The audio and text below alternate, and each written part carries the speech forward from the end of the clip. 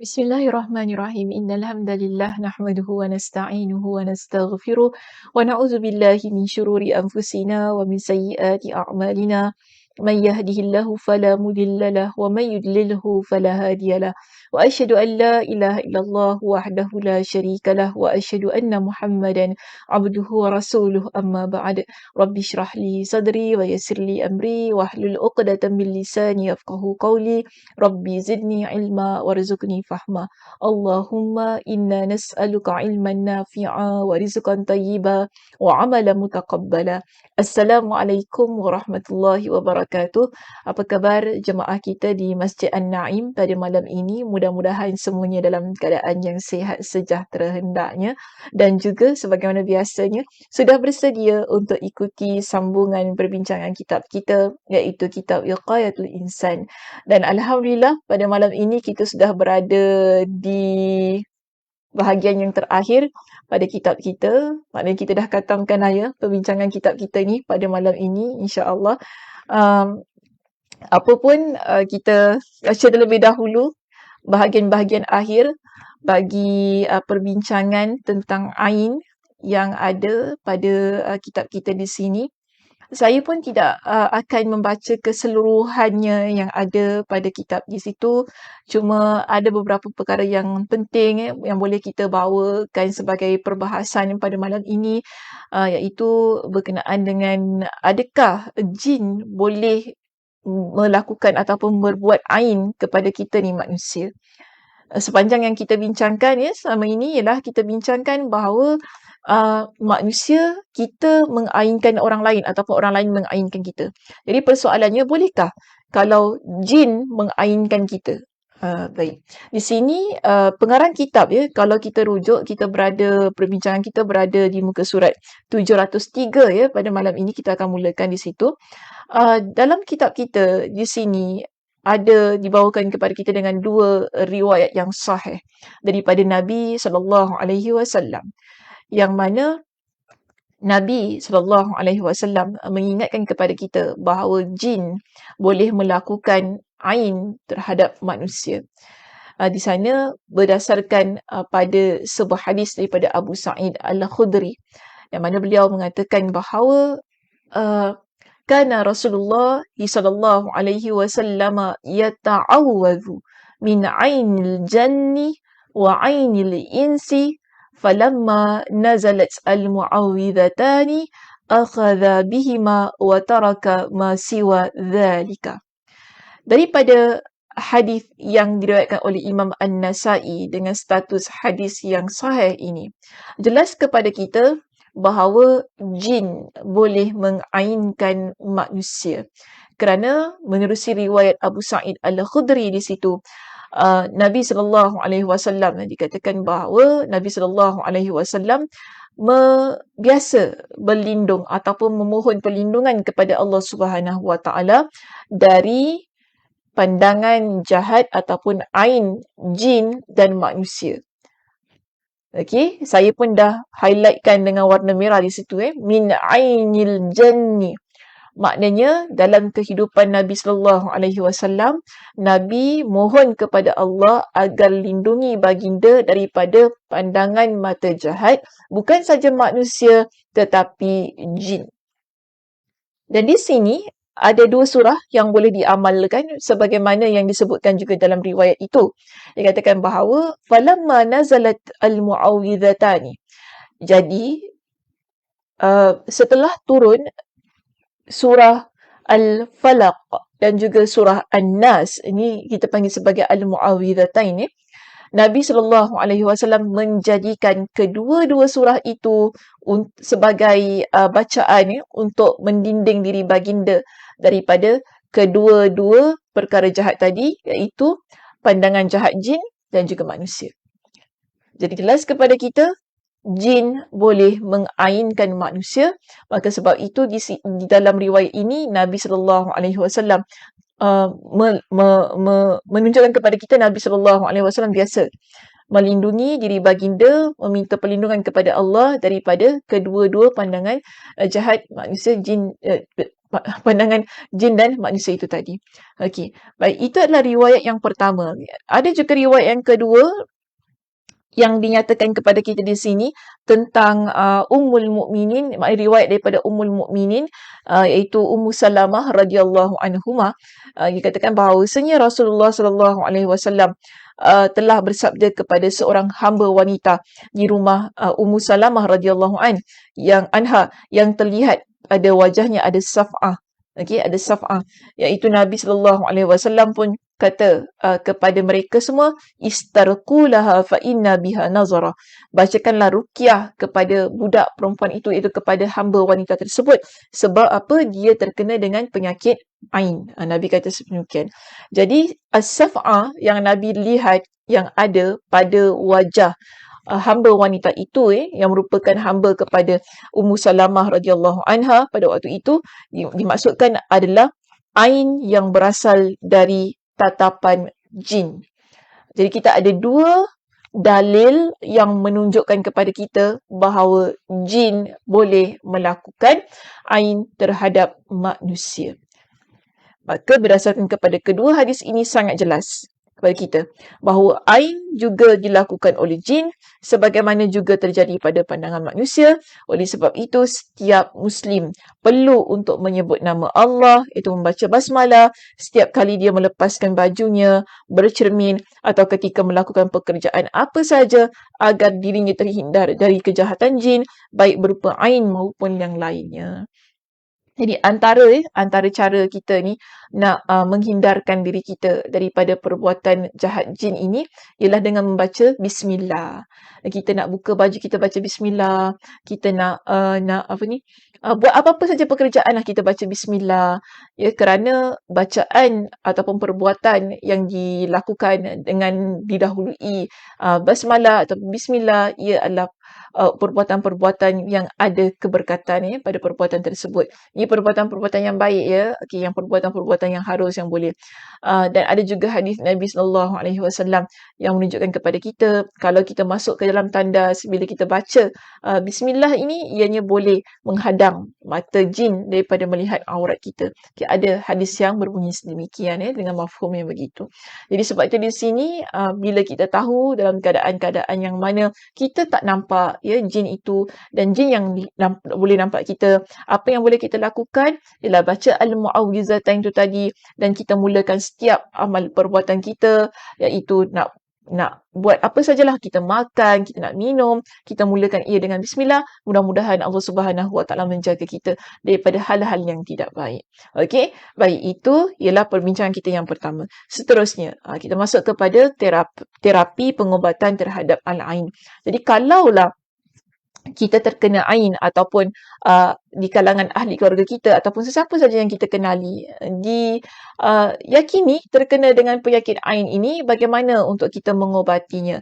Baik, terdapat banyak nas-nas hadis Nabi sallallahu alaihi wasallam yang membincangkan hal yang sedemikian. Pertama sekali datangkan kepada kita dengan cara yang pertama, iaitu memandikan orang yang dia berbuat ain. Perkara yang pertama ni agak sukar kita ni dalam konteks kita pada hari ini yang banyak ataupun ramai orang melihat kita. Kita pun tak tahu siapa sebenarnya yang telah mengainkan kita. Tapi di sini cara pertama yang Nabi sallallahu alaihi wasallam tunjukkan kepada kita ialah memandikan orang yang melakukan ain dan bekas mandian orang tersebut lalu disiramkan kepada pesakit. Dia begitu. Tapi ini dalam keadaan yang kita tahu dengan pasti siapa yang mengainkan kita ataupun mengainkan orang yang sakit ain itulah kan. Kalau kita tak tahu dan kita pun tak pasti, kita janganlah menuding jari kepada mana-mana individu. Kita kata engkau lah yang penyebab aku kena ain, kau lah itu, kau lah ini. Sebab kita tak pasti keadaannya. Jadi kerana situasi kita, konteks kita pada hari ini kan, macam saya pernah sebutkan, kita hidup di mana lifestyle kita, gaya hidup kita ialah banyak diperlihatkan di social media. Jadi dalam keadaan-keadaan yang begitu, ada banyak sangat mata yang melihat, banyak mata yang mungkin mengkagumi, yang suka pada kita, yang mana mereka lupa bila melihat kekaguman, bila melihat mungkin hal yang mereka kagum yang ada pada diri kita, mereka lupa untuk menyebut nama Allah, memuji Allah Subhanahu Wa Taala di situ. Jadi kita tak pasti biasanya siapa yang mengainkan kita. Cuma kalaulah kita dapat tahu orang yang mengainkan kita di sini, Nabi sallallahu alaihi wasallam mengajarkan kepada kita supaya orang itu kita mandikan. Okey, kita tahu, oh, dia ni tadi dia puji saya tapi dia tak sebut Masya Allah kan. Kemudian serta-merta waktu tu ataupun setelah itu saya sakit. Di situ kita nampak jelas berlaku. Ini sebagaimana yang berlaku kepada seorang sahabat Nabi yang bernama Sahal ibn Hunayf kan. Nabi SAW pernah menasihati para sahabat ni berkenaan dengan kes Sahal bin Hunayf yang sakit setelah dia dipuji oleh Amir bin Rabi'ah kan. Dalam kitab kita ni pun ada sebutkan dengan hadis ni yang panjang. Kalau kita baca di perenggan kita yang kedua muka surat 704 di situ disebutkan bahawa bila bila Amir bin Rabi'ah ini melihat Sahal bin Hunayf dia melepaskan jubahnya di situ kan, maknanya di situ dia, bagi saya dia cuma macam terselak lah kain jubah tu kan, dan Sahal pun lihat tentang kegebuan kulit. Amir bin Rabi'ah pun terlihat kegebuan kulit Sahal bin Hunayf. Lalu dia pun menyebutkan bahawa yang dia tak pernah nampak kulit yang putih gebu sebagaimana yang ada pada Sahal ni. Kulit anak dara pun kalah. Dia kata gitulah kan dalam bahasa saya lah. Tapi dalam hadis ni adalah disebutkan bahawa dia kata dia tak pernah nampak kulit yang secantik itu yang ada pada Sahal. Yang mana tak secantik lah kulit anak dara, begitu disebutkan dalam hadisnya. Seterusnya, di situ apa yang disebutkan oleh Sahal, disebutkan oleh, saya confused, maaf. Apa yang disebutkan oleh Amir bin Rabi'ah di sana didengar dengan jelas oleh Sahal ibn Hunayf dan juga di kalangan mereka yang menyaksikan peristiwa tersebut. Jadi bila Sahal bin Hunayf ni jatuh sakit setelah menerima ucapan itu tadi, yang mana dilihat dengan penuh kekaguman oleh Amir bin Rabi'ah apa yang ada pada Sahal bin Hunayf itu, kulitnya yang gebu tadi kan. Dia pun jatuh sakit, Nabi SAW pun jumpa dengan Sahal ni, yang mana Nabi pun tanya kepada dia, adakah seseorang yang engkau curigai, yang engkau rasa pasti yang melakukan hal ini kepada engkau? Dia pun cerita tentang ucapan Amir bin Rabi'ah itu tadi. Lalu apa yang Nabi SAW lakukan? Nabi panggil Amir bin Rabi'ah radhiyallahu anhu tersebut. Nabi pun menegur dia dengan satu ucapan. Nabi kata apa kepada dia? Ala ma yaqtulu ahadukum akhahu ala barakta irtasillah.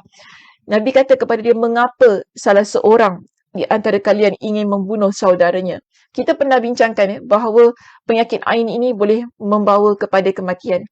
Jadi di sini Nabi sendiri katakan kepada Amir bin Rabi'ah yang dengar oleh ramai orang pada waktu itu, kenapa ada salah seorang di kalangan kalian yang ingin membunuh saudaranya? Mengapa engkau tidak mendoakan keberkatan untuknya? Maknanya di situ Nabi perintahkan kepada kita untuk elakkan kita ni mengainkan orang lain. Bila kita nampak sesuatu yang mengagumkan itu tadi, kita mendoakan keberkatan kepada orang itu. Kan? Kita ucapkan keberkatan. Masya Allah, tabarakallah. Kita ucapkan, kita doakan keberkatan bila kita nampak hal-hal yang baik yang ada pada seseorang yang kita kagumi, yang kita daripada sudut kecantikan, kehebatan, apa-apa saja yang buat kita rasa suka tu tadi kan. Bila kita ucap begitu, mudah-mudahan terpeliharalah orang tersebut daripada hal-hal yang tidak baik. Mungkin daripada pandangan kita ataupun sesuatu ucapan yang ada kekaguman tu tadi. Jadi di sini apa yang Nabi SAW perintahkan, Nabi kata apa? Sekarang mandilah untuknya. Okey, mandilah untuknya. Mandi di sini dia lebih kepada seperti kita mengambil wuduk. Ya, kalau kita rujuk pada tata cara mandi yang ada di muka surat 705, dia lebih kepada orang itu dia berwuduk, kita suruh dia mandi, kemudian mandi dia sebagaimana dia ambil wuduk tu kan, dia basuh tangan, basuh kaki, basuh wajah dan semuanya, lalu bekas air mandian tu tadi kan, yang ditadah. Yang ditadah itu akan seterusnya dituangkan kepada ataupun disimbahkan kepada orang yang terkena ain daripada pandangan mata orang yang dimandikan tersebut. Jadi kalau kita rujuk kepada hadis yang diriwayatkan oleh Imam Ahmad, Imam An-Nasa'i dan Ibn Majah berkenaan dengan apa yang berlaku kepada Sahal Ibn Hunayf itu tadi, dapati bahawa Amir bin Rabi'ah mencuci mukanya, kedua tangannya, kedua sikunya, kedua lututnya, jari-jari kakinya dan bahagian dalam kainnya di dalam bejana. Selesai mandi, air bekas mandi tersebut lalu disiramkan kepada Sahal Ibn Hunayf dari arah belakangnya. Itu dari arah belakang disiramkan. Seketika itu pun dikatakan bahawa Sahal bin Hunayf sembuh dengan izin Allah. So inilah cara yang pertama yang Nabi SAW ajarkan kepada kita. Berkenaan dengan dalil bahawa mandi itu tadi kan untuk orang yang telah melakukan ain kepada orang lain, lalu bekas air mandiannya disiramkan kepada orang yang sakit ain itu tadi berdasarkan kepada pandangan mata kita.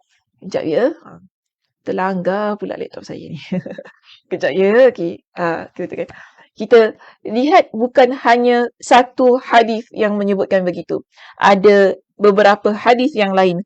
Contohnya hadis yang mana Nabi kata al-ainu haqqun walau kana syai'un sabiqal qadari la sabaqathu al-ain wa idza taghsala ahadukum faghsilu.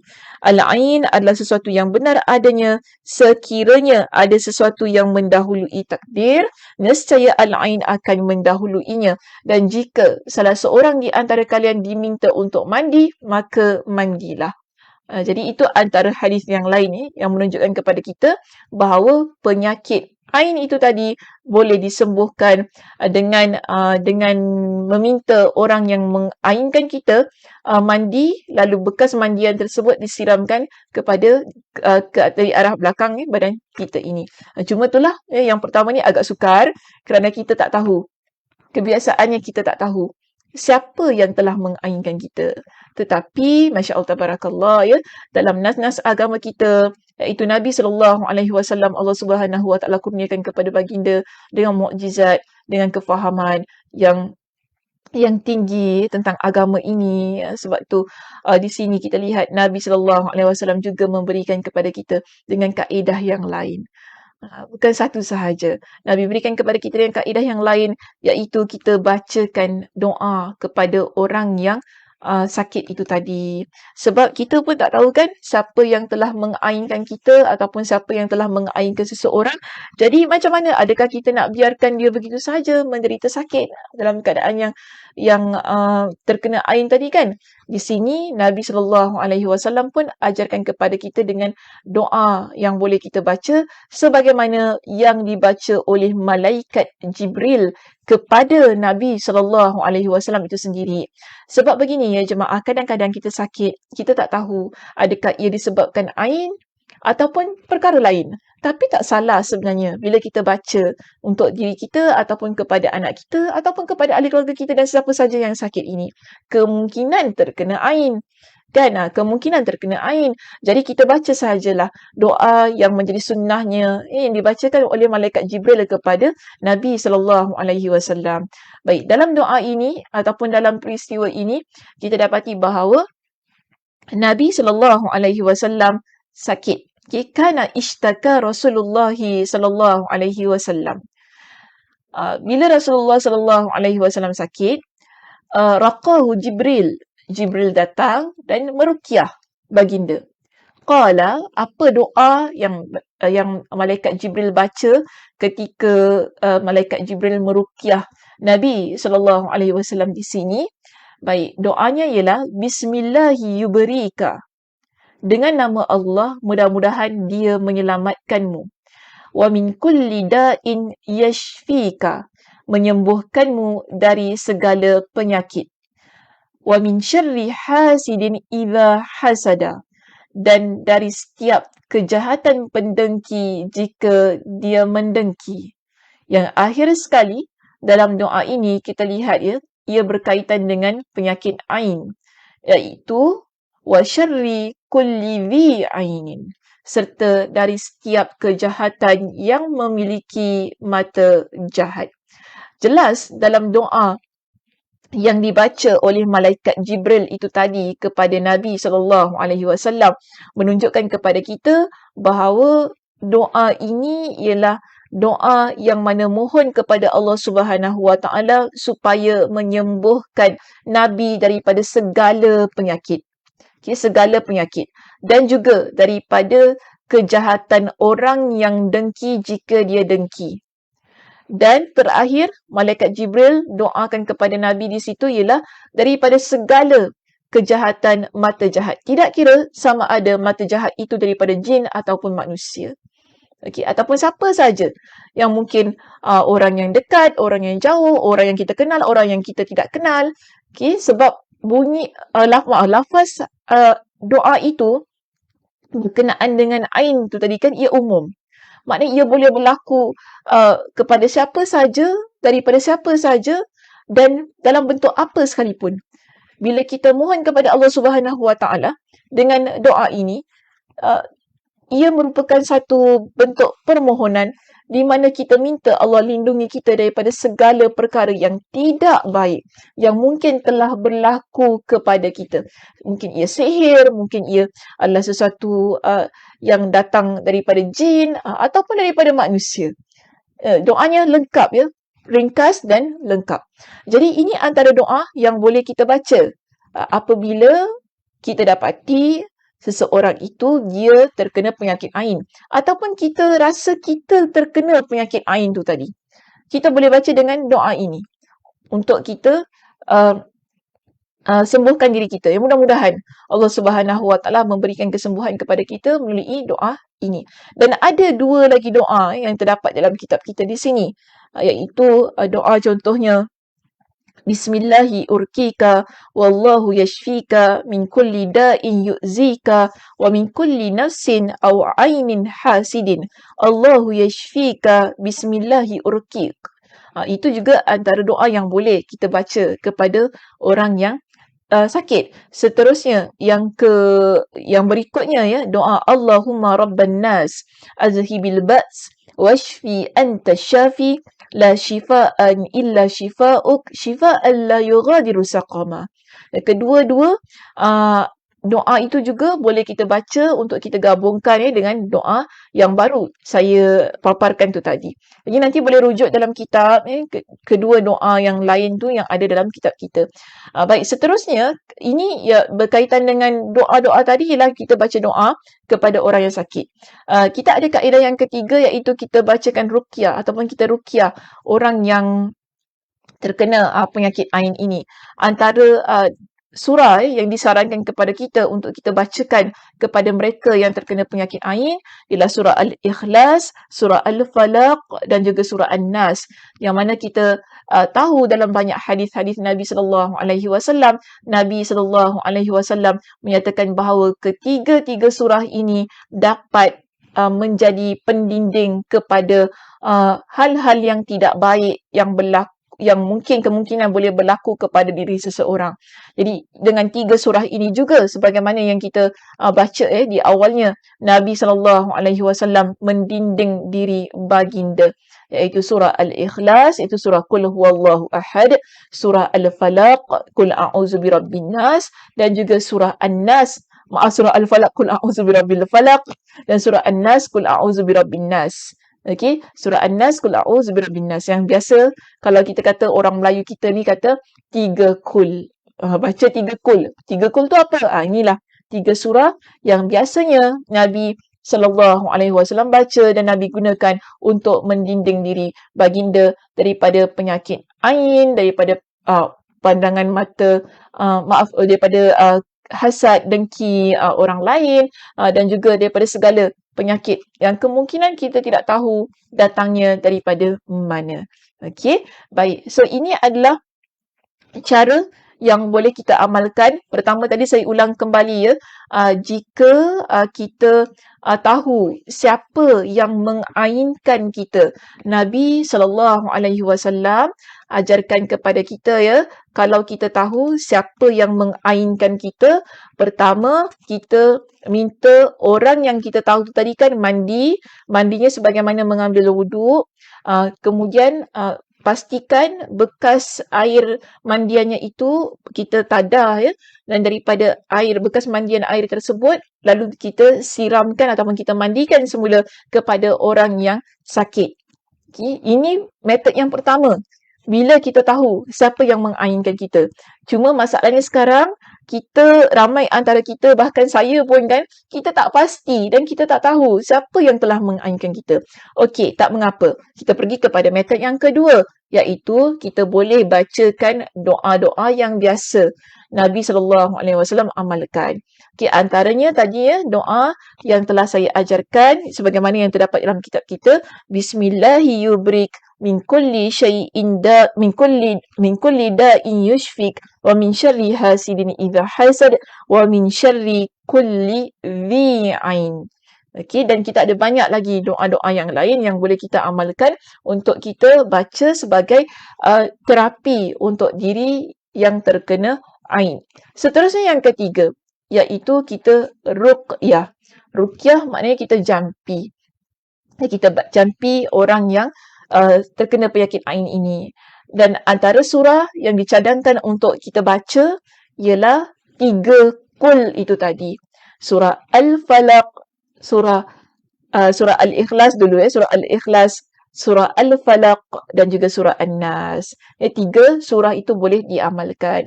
Dan saya boleh menyarankan begini juga ya jemaah, boleh letakkan air, maknanya boleh bacakan air ke dalam, boleh bacakan ke air yang maknanya ambil baldi, isikan baldi itu dengan air, kemudian kita baca doa-doa tadi ya, jadi bismillahi yubrik tu tadi, ataupun Allahumma rabban nas, lalu kita baca 3 kul tersebut. Boleh kita bacakan dengan ayatul kursi juga. Kalau nak baca surah Al-Baqarah pun boleh pada air yang telah ditadah tu kan dalam baldi tu, kita baca lalu kita tiupkan pada air tersebut dan dibuat mandi. Dan mudah-mudahan dengan cara sedemikian ya, mampu dengan izin Allah Subhanahu Wa Taala, ianya mampu menjadi terapi untuk diri orang yang terkena ain ataupun diri kita lah yang terkena ain tu tadi. Okey, baik, itu sahaja. Alhamdulillah selesai kita untuk kitab kita ya, Wiqayatul Insan. Alhamdulillah pada malam ini agak lama juga ya kita membincangkan kitab kita ni. Tak silap saya daripada tahun 2018. Sekarang dah tahun 2022. Okey, alhamdulillah dapat kita katamkan kitab Ruqyah, jin, sihir dan terapinya, ataupun dalam bahasa Arab Wiqayatul Insan, iaitu pendinding diri untuk manusia daripada gangguan jin dan syaitan. Dan banyak yang telah kita pelajari sepanjang sesi kita selama beberapa tahun ini, daripada tahun 218 hingga tahun 22 ini, Masya Allah Tabarakallah. Dan saya mengharapkan mudah-mudahan perbincangan kitab kita di sini telah banyak memberikan kepada kita dengan manfaat, dapat kita amalkan dalam kehidupan kita seharian, lebih-lebih lagi dapat meningkatkan ketaatan diri kita kepada Allah Subhanahu Wa Taala. Itu yang paling penting. Kita kalau nak dinding diri kita daripada hal-hal jin dan syaitan ini, ia mesti berbalik kepada diri kita juga, iaitu bagaimana amalan kita, bagaimana ketaatan kita, bagaimana kita menjaga diri kita ini daripada perkara-perkara maksiat. Jika kita dapat melakukan semua itu, bermakna itulah cara kita mendinding diri daripada gangguan dan juga hal-hal yang tidak baik yang dicetuskan oleh jin dan syaitan. Okey, mudah-mudahan kita berjumpa di sesi yang akan datang dengan perbincangan kitab yang baru. Mungkin boleh saya tunjukkan juga kitab yang bakal menjadi sambungan kelas kita yang saya kendalikan ya. InsyaAllah kita akan mulakan pengajian dengan kitab ini, iaitu 40 hadis sahih tentang kisah ghaib dan ajaib. yang kita ambil daripada hadis-hadis Nabi sallallahu alaihi wasallam. Ya, mudah-mudahan kitab ini juga nanti kemudian dapat kita manfaatkan dan kita ambil banyak hal-hal yang pelik daripada hadis-hadis Nabi sallallahu alaihi wasallam yang sahih, kerana hidup kita ni memang ada kalanya tidak terlepas daripada perkara-perkara yang pelik. Jadi kita ingin sumber yang betul tentang hal yang pelik ini. Adakah di sana dalam hadis Nabi sallallahu alaihi wasallam juga menceritakan hal-hal yang pelik yang kadang-kadang tak masuk akal? Ada banyak. Okey, antaranya ialah 40 hadis yang terdapat dalam kitab ini. So insya-Allah kita akan belajar kitab ini pada minggu hadapan. Jadi sesiapa yang ingin dapatkan boleh dapatkanlah di kedai-kedai buku berdekatan anda. Maksudnya kedai biasanya kita ada di kedai Muslim Media yang menjual kitab-kitab agama ni, boleh dapatkan di sana, dan saya pun dah beritahu kepada mereka dan insya-Allah mereka ada stok untuk anda yang ingin mengikuti pengajiannya. Okey, itu sahaja. Terima kasih kepada semua di atas perhatiannya, kepada semua yang dengan begitu setia mengikuti pengajian saya tentang kitab Wiqayatul Insan ini sejak kita berada buka kuliah di masjid. Kemudian seterusnya pengajian dihentikan kerana COVID dan akhirnya kita pun mulakan ataupun kita sambung kembali pengajian kita menerusi online sebagaimana sekarang ini hinggalah ke perbincangan yang terakhir dalam kitab ini. Alhamdulillah. Terima kasih saya ucapkan. Mohon maaf jika sekiranya ada kesilapan sepanjang pengajian kita untuk kelas ini, iaitu kitab Wiqayatul Insan ini, dan mudah-mudahan Allah Subhanahu Wa Taala memberikan kepada kita dengan kesihatan, kelapangan masa agar kita dapat bertemu pada sesi yang baru, kitab yang baru, kan, dan kita dapat lebih banyak lagi manfaat pada perbincangan kitab yang baru nanti. Saya tutup pengajian kita pada malam ini dengan tasbih kafarah. Subhanakallahumma wa bihamdika asyhadu an la ilaha illa anta astaghfiruka wa atubu ilaik. Assalamualaikum warahmatullahi wabarakatuh.